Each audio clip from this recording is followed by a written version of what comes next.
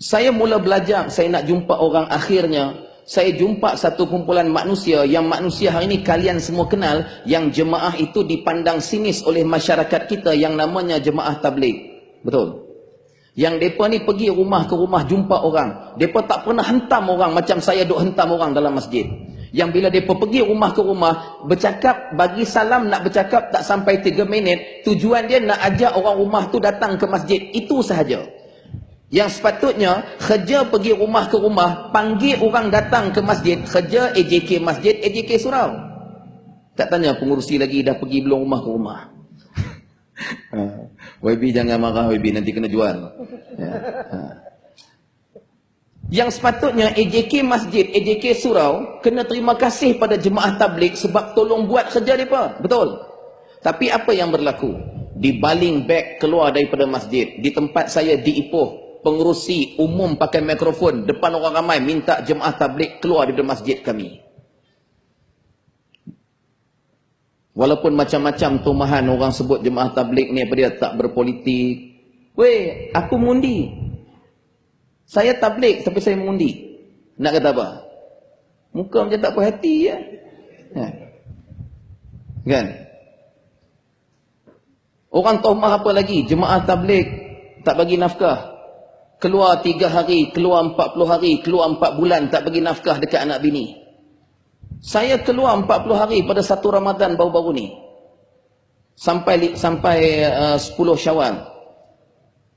Pergi serata masjid kami 40 hari tu kena di Kulim, kawasan Lunas. Bayangkan, memang ada masjid yang tak benarkan kami masuk.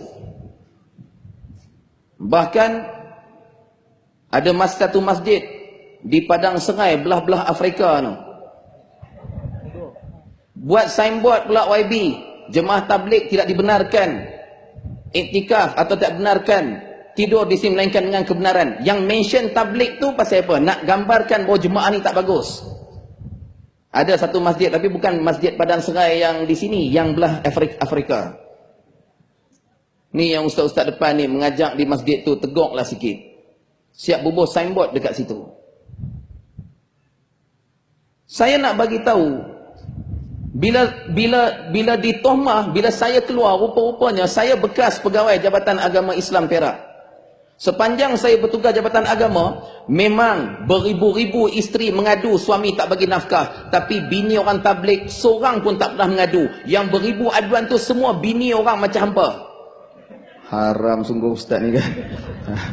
Tak sungguh. Pasal apa? Bila saya keluar 40 hari, pasal apa bini saya tak mengadu?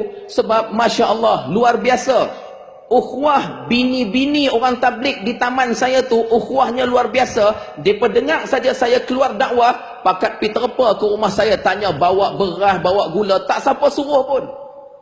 Ukhuwahnya luar biasa. Kita yang tak pernah buat kerja dakwah, jiran tak pernah tanya pun sepanjang hayat beras dia tak ada. Betul? Jangan pembohong. Ya. Apa lagi mereka kata? Ni keluar 3 hari tak ada dalil. Keluar 40 hari tak ada dalil. Oh, bila orang kata maulid tak ada dalil, hampa marah. Kita marah, saya pun marah. Tapi bila kita akhirnya ada satu kumpulan pelajar universiti yang dia rasa dia pandai, mereka ni sombong ilmu mereka macam mana saya pernah sombong dengan ilmu saya. Pi kepung satu grup tabligh di kalangan alim ulama para maulana. Mereka tanya, ni mana dalil keluar 3 hari, 40 hari, dalil mana? Maulana tu tanya balik, hampa duduk sini buat apa? Belajar. Belajar apa? Ijazah syariah. Berapa lama? 4 tahun. Dalil mana dalil? Maulana tanya, 4 tahun tu dalil mana dalil? Kan? Terkencing nak jawab. Tapi sebab proses manusia ni suka mencari salah. Maka saya belajar dengan jemaah ni. Bagi 40 minit ni. Baru 10 minit. Kan? Saya tak mau 40 minit. Saya tanya dia rasa, Ustaz Hambali ingat saya rasa pendek. Tak, saya rasa panjang. Saya nak balik cepat. Kan? Saya kena ada di Shah Alam pagi esok, pukul 7 pagi dah dengar di Shah Alam dah. Sebab tu saya nak bergerak malam ni. Jadi bila saya mula keluar, kali pertama saya mula keluar 3 hari nak belajar dakwah ni. Dah nak, kononnya nak belajar dakwah, nak pergi jumpa, nak buang sombong. Tapi sombong tu ada lagi. Pasal apa? Masa keluar dengan 4-5 orang keluar 3 hari itu, saya seorang ustaz, yang lain orang biasa. Sombong lagi. Alah, aku ustaz, takkan mereka nak ajang tu. Bab dakwah takkan mereka nak pandai-pandai, aku ustaz. Bila keluar hari pertama tu petang tu lepas asar, ayah-ayah ibu sekalian, bila kami nak pergi ke rumah, oleh sebab mereka ni pula, mereka tahu saya panas baran, mereka tak bagi saya bercakap. Mereka kata, ustaz, pergi rumah ke rumah, diam. Mereka. Saya dalam hati ni merobak je kan, pandai macam pandai. Ni 4 mesti weh. Berapa mesti? Ni 4. Jordan, Sudan, UM, Aceh. Tapi, terror tak terror? Terror ke tak cakap lah. Terror kan? Terror kepala otak hampa. Bongok lagi, sombong pula tu. Sayalah saya. Apa yang berlaku ayah ibu muslim-muslimat sekalian? Kan rumah pertama lagi Allah uji. Bagi salam tak jawab, keluar seregah kami. Mai pula dia kata. Saya nampak halus je mamat tu hari tu. 4-5 orang tu pula, saya seorang pakai serban macam ni. Dia tambah lagi, dia kata, ni serban besar macam Bengali. Saya kata, dia ni memang patah hidung dah petang ni kan.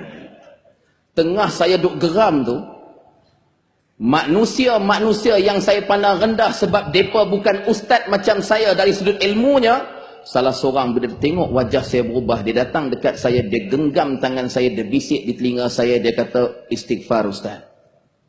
Bila dia sebut suruh istighfar, dia sambung pula, dia kata, ustaz, makna sabar itu membalas segala kejahatan dengan kebaikan. Pada ketika itu, saya rasa sombong saya tu, air mata saya mengalir. Sebab saya baru perasan 20 tahun saya ceramah majlis surah, saya tipu orang ramai di saat saya baca Al-Quran, baca hadis tentang bab sabar. Setuju? Dari praktikalnya saya sendiri tak sabar. Sampai orang yang saya pandang rendah ilmu mereka ni, mereka ni datang sebut dekat saya makna sabar itu ialah membalas segala kejahatan dengan kebaikan. Hari itu muslimin muslimat ibu sekalian, Allah uji kami. Hari itu rumah kedua pula buka pintu, ludah, tutup balik. Tapi saya tak ada perasaan marah dah. Saya hanya masa air mata saya mengalir, saya hanya nekat, saya nak tengok apa mereka ni buat. Setelah dimaki, diludah, yang masyarakat cukup tak suka dengan jemaah ni.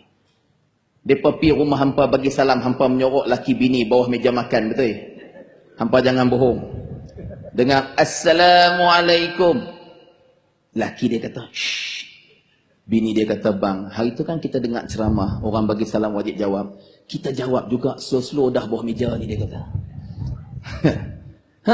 Kawan tu bukan nak ajak pergi karaoke, bukan nak jual barang pun. Dia main tak sampai 3 minit. Nak habaq, jom pergi masjid dekat laki kita. Laki kita pula, laki hampa. Tu saja. Dia faham tak ni? Muslimin muslimat sekalian, bila saya tengok mereka ni dimaki, diludah dan sebagainya, mereka balik ke masjid tempat kami iktikaf. Yang ada masjid kata tak boleh iktikaf, sebut pula jemaah tabligh tak boleh iktikaf.